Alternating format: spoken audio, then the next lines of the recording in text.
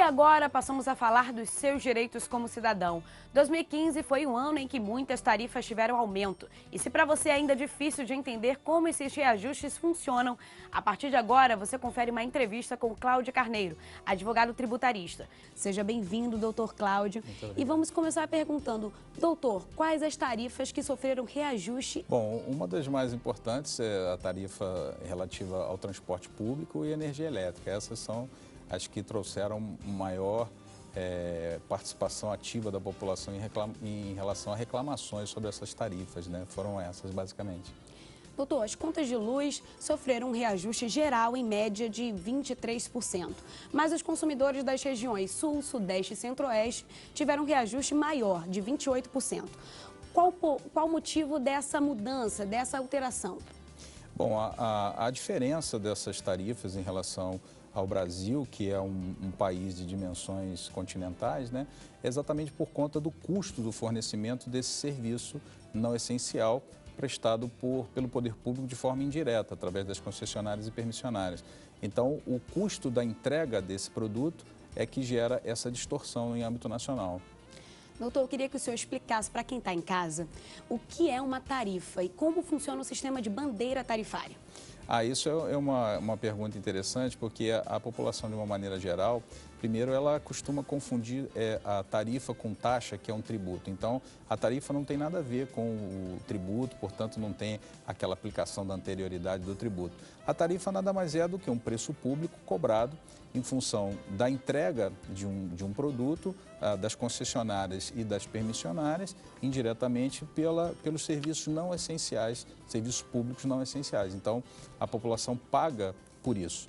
Agora, esse sistema de bandeira tarifária, ele funciona mais ou menos como se fosse um semáforo, né? Inclusive, as cores são a do próprio semáforo, né? Verde, amarelo e vermelho.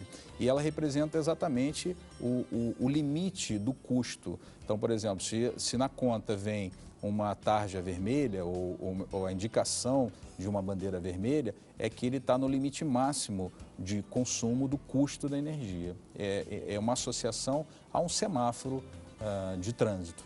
E qual o impacto desses reajustes na taxa de inflação? O impacto é grande, porque o sistema de política tarifária, o governo está implementando, ou pelo menos está tentando implementar, juntamente com o pacote fiscal, que é o pacote do ajuste, um realismo tarifário. O que seria esse realismo? É exatamente transferir para a população o real custo daquele serviço, daquilo que está sendo pago pela população. Então, é óbvio que a população vai sentir esse impacto, porque aquilo tudo influencia no cotidiano da sociedade brasileira como um todo e representa uma perda da capacidade de renda que ela possui. Por exemplo, ônibus, se há um aumento da tarifa de ônibus, ela vai gastar mais para se locomover até o trabalho. E isso ela vai tirar daquilo que sobra do seu salário. Então, a impactação é essa, em cima do próprio salário e da inflação também por causa do custo operacional. E falando exatamente sobre impacto, quais são os setores mais prejudicados com essas medidas do governo? Bom, os setores mais prejudicados são aqueles que usam esses bens, esses produtos, e aí a energia elétrica, por exemplo, ela é considerada como uma mercadoria, inclusive para efeitos de tributação do próprio ICMS, então por isso que a gente está falando de produtos.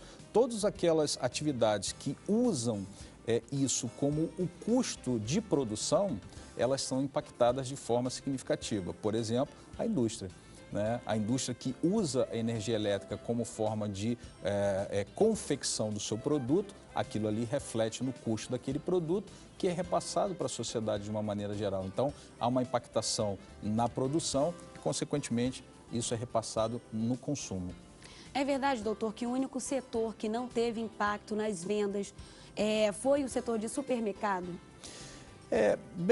Essa afirmativa ela não é absoluta, mas a gente pode dizer que sim, exatamente por quê? Porque o supermercado, ele funciona como um mercado varejista. Então, em todo o sistema de tributação, um sistema de repasse para o consumo, o maior impactado, por exemplo, com o aumento de energia elétrica, seria o fabricante, não o supermercado. Claro que o supermercado teria também por força de toda aquela energia consumida para a apresentação do seu produto dentro das prateleiras, supermercado, etc. Mas a impactação maior é no fabricante. O fabricante, o que ele faz? Ele pega esse custo embutido dentro do produto e ele é repassado para o atacadista, repassado para o mercado varejista, que seria o supermercado. Então, o que o supermercado faz? Ele agrega valor, a margem de valor de lucro naquele produto e aquilo também é repassado ao consumo. Então, por isso que se diz que o supermercado ele não sofreu diretamente isso, porque ele repassa no preço. Então, não é uma afirmativa absoluta, mas a gente consegue enxergar o porquê de se dizer isso, do repasse ao consumo. Doutor, muitas vezes a gente tem a sensação de que o governo não fez o dever de casa. É isso mesmo? Bom, isso aí está relacionado à implementação de políticas públicas, né? A política tarifária é uma política pública por conta do controle de preços por parte do poder público. A Constituição, ela traz lá a ordem econômica. Então, nós temos, de um lado, a livre iniciativa, a livre concorrência, que são chamados preços livres, e nós temos também os preços controlados pelo governo. E é aí que entra a política tarifária. Então, toda vez que há um aumento de uma tarifa, o que a sociedade espera com isso? Ela espera que haja uma melhoria do serviço. Então, se há um aumento de uma tarifa e não há melhoria do serviço e a população não enxerga isso de forma prática, objetiva, como um ganho para ela, ela se sente lesada. Então, eu diria que o poder público deveria, primeiro, junto do pacote fiscal, se preocupar com a redução de gastos e não com a obtenção imediata de um aumento de receita, seja ela tributária ou seja ela proveniente de tarifas. Então, me parece que sim, o governo poderia ter implementado políticas melhores na gestão pública. Doutor Cláudio Carneiro, obrigada pela sua participação. Até a próxima. Eu que agradeço. O Conversa Pública de hoje fica por aqui. Participe do jornalismo através do e-mail bnb@boasnovas.tv. Até a próxima.